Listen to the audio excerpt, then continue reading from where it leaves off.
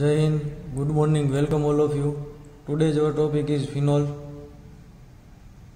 First of all, we try to understand the nature of phenol. અહીંયા આગળ આપણો આજનો ટોપિક જે છે ફિનોલ છે અને આપણે કેટલાક ક્વેશ્ચન જે છે એ સોલ્વ કરશું ફિનોલને રિલેટેડ.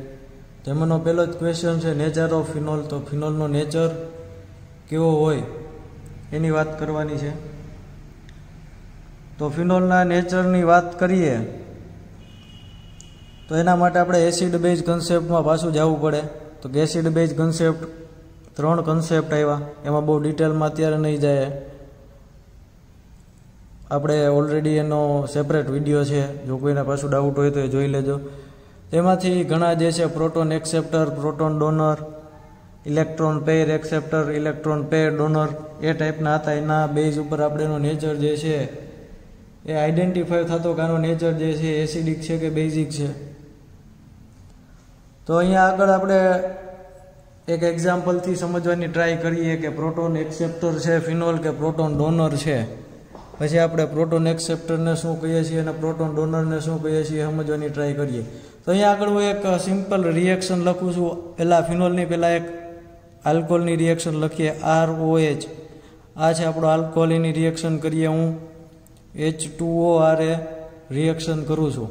તો અહીંયા આપણી આ રિએક્શન કેરી ફોરવર્ડ થાય, આગળ ફર્ધર રિએક્શન સ્ટેપ અપ થાય. ત્યાંથી અહીંયાથી પ્લસ જે છે એ સેપરેટ થઈ જશે. અહીંયા આપણે RO, અહીંયા આગળ H3O પ્લસ. આ કંઈક આયન જનરેટ થયો. સેમ એવી જ રીતે અહીંયા જનરેટ થાય તો અહીંયા પણ કંઈક આયન જનરેટ થાય. તો આવી રીતે આવું કંઈક આયન ફોર્મેશન થયું. અહીંયા ઓક્સિજન જે છે એની પાસે આવા કંઈક પેર હશે, પ્લસ અહીંયા માઇનસ ચાર્જ છે. આનું પર્ટિક્યુલર નોમેનક્લેચર જે છે એ થાય આલ્કોક્સાઇડ. આલ્કોહોલમાંથી બનેલો આયન એટલે આલ્કોક્સાઇડથી આપણે ઓળખીએ છીએ.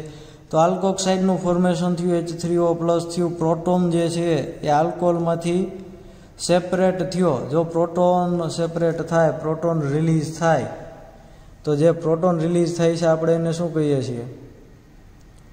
પ્રોટોન રિલીઝ કરે ને આપણે એસિડ કહીએ છીએ. આલ્કોહોલ એસિડિક નેચર હોય. તો ફિનોલ્સની વાત કરીએ તો ફિનોલ્સમાં કઈ રીતે થશે? સેમ રિએક્શન આપણે ફિનોલ્સ માટે કરીએ. તો આવું કોઈ આપણું ફિનોલ જેની ઉપર એક હાઇડ્રોજનનો રિપ્લેસમેન્ટ જે છે OH થી થયેલું છે. સેમ રિએક્શન આપણે H2O આરે કરાવીએ. અહીંયા આગળ પણ further reaction same.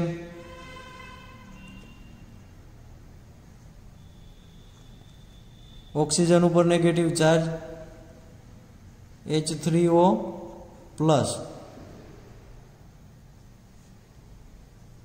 Particular ion ફિનોલમાંથી એસ્ટાબ્લિશ થયો એટલે આપણે એને કહીશું phenoxide. Minus charge plus charge વાળા આયનને પણ પર્ટિક્યુલર નોમેનક્લેચર છે. એનું નોમેનક્લેચર શું થાય, આપણે શું કરીએ છીએ? Cation anion. એ તમારે કહેવાનું છે કે કેટાયન કોને કહીએ છીએ અને એનાયન કોને કહીએ છીએ. તો અહીંયા આગળ પણ સેમ H પ્લસ જે છે એ આમાંથી લિબરેટ થયો. H પ્લસ જે છે ફિનોલે પોતાના સ્ટ્રક્ચરમાંથી રિમૂવ કર્યો. તો H પ્લસ જે આપે એને આપણે એસિડ કહીએ છીએ. તો આ બે એક્ઝામ્પલ ઉપરથી આપણને એટલી સમજ પડી કે જેમ આલ્કોહોલ H પ્લસ આપે એમ સેમ એવી જ રીતે ફિનોલ પણ H પ્લસ આપે, એટલે કે એનો નેચર પણ કેવો હશે? એસિડિક નેચર હશે. તો ફિનોલનો ફાઇનલી નેચર આપણને ખબર પડી ગઈ કે ફિનોલ ઇઝ અ એસિડિક.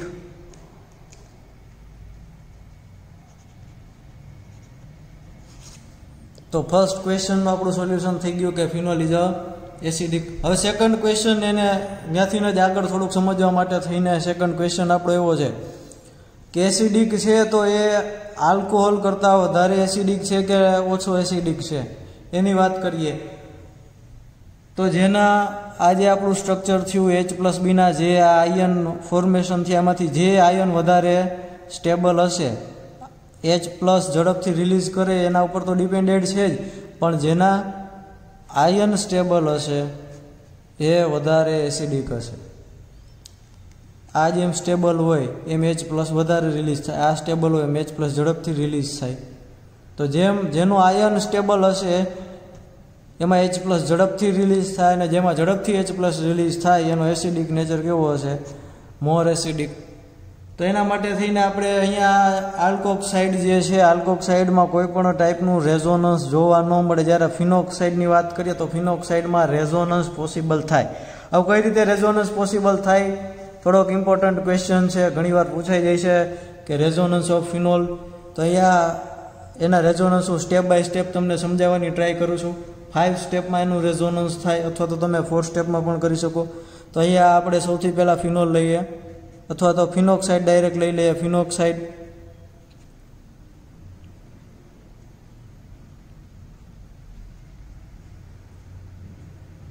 કે જેની ઉપર નેગેટિવ ચાર્જ છે, ખાલી નેગેટિવ ચાર્જ નહીં હોય, એની પાસે ઇલેક્ટ્રોન પેર પણ છે. તો આ ઇલેક્ટ્રોન પેર જે છે એ ટુવર્ડ અહીંયા આગળ જે ફોરવર્ડ થાય, તો અહીંયા આગળ જેવો આ પેર અહીંયા આગળ ફોરવર્ડ થાય તો અહીંયા આગળથી આ ડબલ બોન્ડ બ્રેક થાય. ડબલ બોન્ડ બ્રેક થાય અહીંયા આગળ પોઝિટિવ ચાર્જ જનરેટ કરીએ, તો અહીંયા આગળ negative charge, positive negative charge. તો અહીંયા એક સ્ટેપ એવો આવ્યું જ્યાં નેગેટિવ ચાર્જ છે. સેમ અહીંયાથી પાછું સ્ટ્રક્ચર આપણે લઈ લઈએ નેગેટિવ ચાર્જ વાળું. હવે આની ઉપર કોઈ ચાર્જ નથી, અત્યારે નેગેટિવ ચાર્જ અહીંયા નથી. નેગેટિવ ચાર્જ ક્યાં આવી ગયો? ઓર્થો પોઝિશન ઉપર આવી ગયો. અહીંયા ડબલ બોન્ડ છે. હવે માની લ્યો કે આ પેર જે છે અહીંયા આગળ જે નેગેટિવ છે, અથવા તો એને પેર કહી શકો અથવા નેગેટિવ કહી શકો. ઇલેક્ટ્રોનનું કોન્સન્ટ્રેશન ત્યાં વધારે છે. હવે અહીંયા આગળથી આ એઝ્યુમ કરીએ કે અહીંયા આગળ ફોરવર્ડ થાય તો સેમ ફર્ધર અહીંયાથી એમ અહીંયા પ્લસ ચાર્જ, અહીંયા માઇનસ ચાર્જ. હજી ફર્ધર હું ફોરવર્ડ કરું તો ઓર્થો ઉપરથી પેરા ઉપર,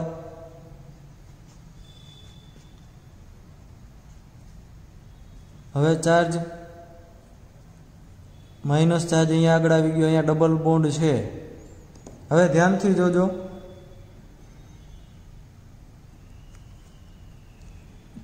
અહીંયા આગળ પ્લસ ચાર્જ જનરેટ થયો, અહીંયા આગળ પેર છે. તો અહીંયા આગળ ચાર્જ ક્યારે ફોરવર્ડ થાય? તો કે અહીંયા આગળ માઇનસ, આનું બ્રેક કરવું, અહીંયા આગળ નેગેટિવ જનરેટ થયો, અહીંયા આગળ પોઝિટિવ જનરેટ થયો. પોઝિટિવ અને નેગેટિવ બે એકબીજાની નજીક આવશે તો અહીંયા શું થશે?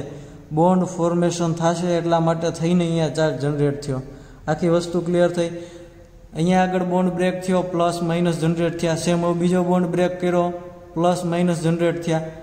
શું કામ એવું થાય? કે નેગેટિવની પાસે પોઝિટિવ જનરેટ થાય એટલે ડબલ બોન્ડનું ફોર્મેશન થાય. તો અહીંયા આગળ આ ડબલ બોન્ડનું ફોર્મેશન થઈ ગયું. આ નેગેટિવ ચાર્જ એક પાછો અહીંયા રહ્યો. અહીંયા હજી આ બોન્ડનું ડબલ બોન્ડ છે એનું બ્રેક કરું. હવે શું થશે further? Double bond, minus charge, oxygen. આને મેં બોન્ડને બ્રેક કર્યો. બોન્ડ બ્રેક કરીએ તો એક બાજુ પ્લસ, એક બાજુ માઇનસ. પ્લસ માઇનસ વચ્ચે એટ્રેક્શન થાય. આની પાસે 2 ઇલેક્ટ્રોન છે, આની પાસે કાંઈ નથી, તો બે વચ્ચે બોન્ડ ફોર્મેશન થાય. તો અહીંયા આગળ હું બોન્ડ ફોર્મેશન કરી નાખું. હવે ચાર્જ ક્યાં વયો ગયો? પાછો ઓર્થો ઉપર. તો સાયમેન્ટેનિયસલી ઓર્થો, પેરા અને ઓર્થો આવી રીતે ચાર્જ આપણો જે છે રોટેશન કરે છે. ઓર્થો ઉપર ત્યાંથી ગયો પેરા ઉપર, ત્યાંથી ગયો ઓર્થો ઉપર. તો ઓર્થો, પેરા, ઓર્થો ઉપર આવી રીતે સાયમેન્ટેનિયસલી ચાર્જ જે છે એ કેરી ફોરવર્ડ થાય.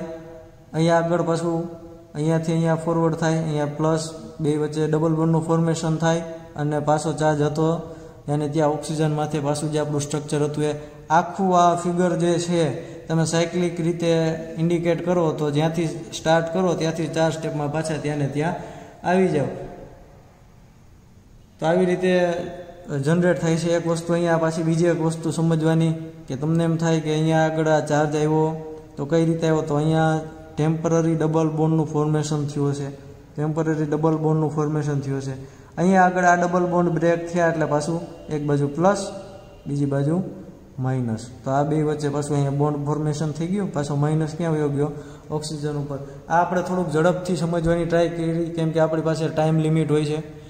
ક્લાસરૂમમાં આ ટોપિક સમજાવવા માટે મારે હાફ અવર ટુ અવર જેટલો ટાઈમ થઈ જાય, પણ અત્યારે આપણે ઝડપથી સમજવાની ટ્રાય કરી. આમાં કાંઈ ડાઉટ હોય તો તમે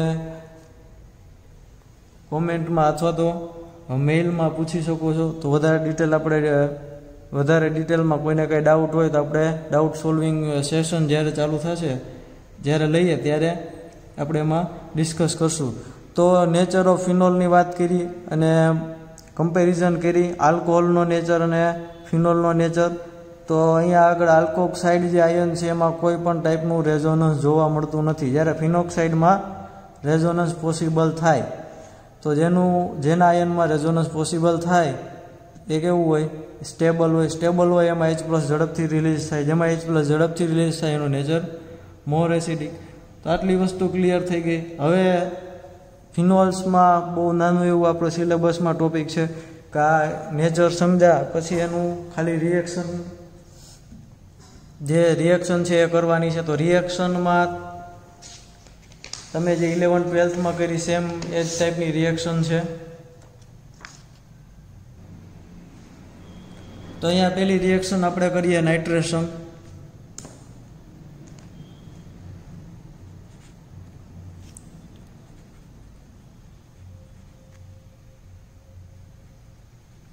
નાઇટ્રેશન ઓફ ફિનોલ. તો ફિનોલનું નાઇટ્રેશન કરવાનું છે. હેલોજિનેશન કરશું, સલ્ફોનેશન કરશું, ઘણી બધી રિએક્શન આપણે કરશું. હેલોજિનેશનમાં પણ આપણે ક્લોરિનેશન અને બ્રોમિનેશન 2 રિએક્શન કરશું. તો નાઇટ્રેશન ઓફ ફિનોલમાં સૌથી પહેલાં આપણું starting material phenol.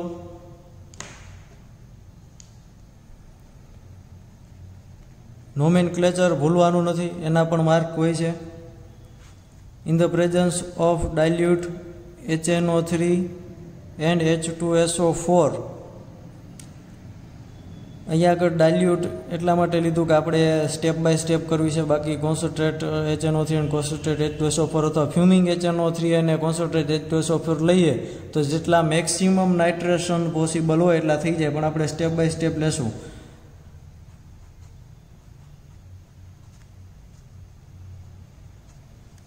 Ortho para ડાયરેક્ટિંગ phenol હોય, ઓક્સિજનના લીધે થઈને આપણે પણ લેક્ચર જોઈ ગયા છીએ. તો ઓર્થો પોઝિશન ઉપર NO2, પેરા પોઝિશન ઉપર NO2, બંનેનું જે છે કોમ્બિનેશન મળે ortho para nitrophenol. Ortho and para nitrophenol. જો આની રિએક્શન આપણે ફર્ધર કરીએ છીએ આગળ, કોન્સન્ટ્રેટ HNO3 હવે લઈ લઈએ અને H2SO4 લઈ લઈએ.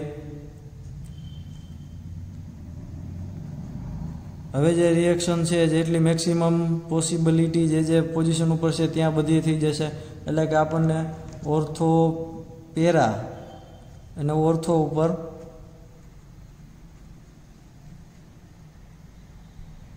NO2 મળશે. એને આપણે કોમન નેમ પિક્રિક એસિડથી ઓળખીએ છીએ.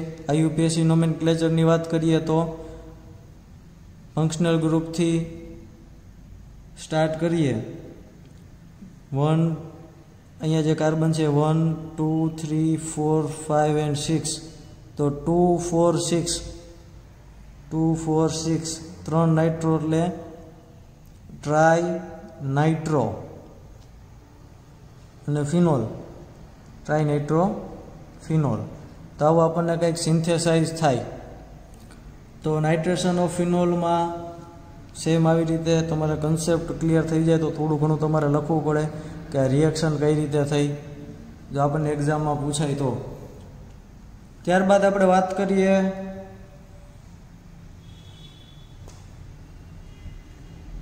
હેલોજિનેશન લઈ લઈએ વચ્ચે.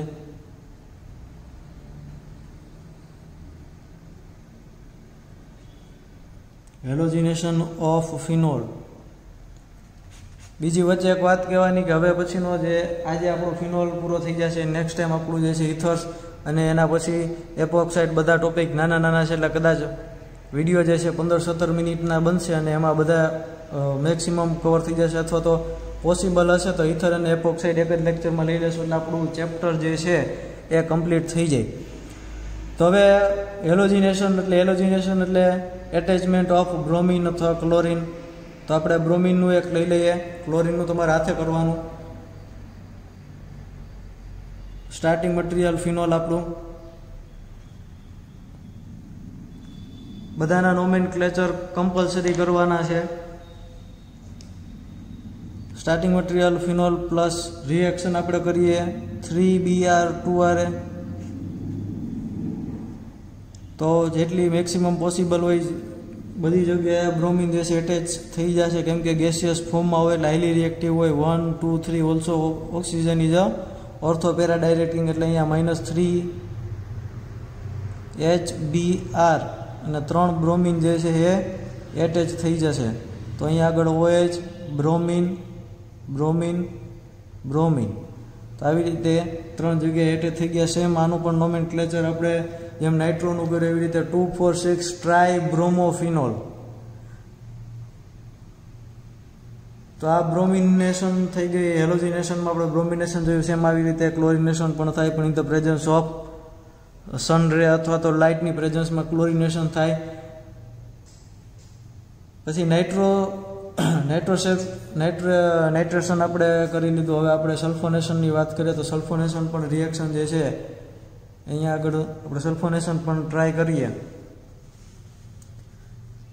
તો સેમ આપણું સ્ટાર્ટિંગ મટીરિયલ તો એ જ રહેવાનું છે, કેમ કે ફિનોલની જ રિએક્શન છે, એટલે સ્ટાર્ટિંગ મટીરિયલમાં કોઈ ચેન્જીસ નહીં થાય. ફિનોલ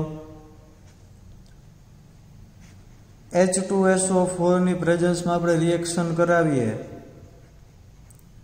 તો આપણો જે ફિનોલ છે એમાં SO3H જે છે એ એટેચ થઈ જાય. હવે SO3H જે છે ઓર્થો ઉપર એટેચ થયું, એટલે ઓર્થો ફિનોલ સલ્ફ્યુરિક એસિડ તમે કહી શકો. Phenol sulphuric acid. અહીંયા આગળ એક વસ્તુ કે જ્યારે આપણે સલ્ફોનેશન કરતા હોય તો એમાં પર્સન્ટેજ ઓફ H2SO4 બેમાં સેમ રહેશે, પણ એનું ટેમ્પરેચરમાં ચેન્જીસ કરીએ તો ઓર્થો એન્ડ પેરા બે અલગ અલગ ટાઈપનું આપણે સેપરેશન મળે. જેમ કે અહીંયા આગળ 20 ડિગ્રી સેલ્સિયસ ટેમ્પરેચર લઈએ તો આપણને ઓર્થો પ્રોડક્ટ મળે. સેમ એવી રીતે આપણું H2SO4 કોન્સન્ટ્રેશન સેમ રાખીએ અને આ ટેમ્પરેચર ઇન્ક્રીઝ કરી અને 100 ડિગ્રીએ લઈ જઈએ તો આપણને જે પ્રોડક્ટ હતી એ ઓર્થોની જગ્યાએ પેરા પોઝિશન ઉપર SO3H એટલે કે sulphuric acid P phenol sulphuric acid આપણને મળશે. તો અહીંયા આગળ ટેમ્પરેચર જે છે સલ્ફોનેશનમાં એક તમારે યાદ રાખવા જોશે, લો ટેમ્પરેચર આપણને ઓર્થો પ્રોડક્ટ મળે, કેમ કે નજીકમાં જ રિએક્શન થાય એટલે લેસ રિએક્ટિવ હોય તો પણ અહીંયા આગળ ઓર્થો આગળ થઈ જાય. અહીંયા આગળ 100 ડિગ્રી ટેમ્પરેચર ઇન્ક્રીઝ કરીએ તો આપણને પેરા પોઝિશન ઉપર સલ્ફ્યુરિક એસિડ જે છે એટેચ થઈ જાય. તો અહીંયા સાથે આવી ઘણી બધી રિએક્શન તમે સલ્ફોનેશન, નાઇટ્રેશન, હેલોજિનેશન બધી રિએક્શન જે છે ફિનોલની રિએક્શન પોસિબલ થાય. તો અહીંયા સુધી આપણે ફિનોલ રાખીએ. અહીંયા આગળ ફિનોલનો ટોપિક પૂરો થઈ ગયો. નેક્સ્ટ ટોપિકમાં preparation of ethers and chemical reaction of ethers આપણે ટોપિક વિશે ડિસ્કશન કરશું, અને જો પોસિબલ હશે તો એપોક્સાઇડ પણ આપણે એમાં કવર કરી લેશું, કેમ કે એ ટોપિક થોડોક નાનો છે. તો ઓલમોસ્ટ આપણું ચેપ્ટર જે છે એ પૂરું થવા આવ્યું. અહીંયા સુધી આપણે રાખીએ.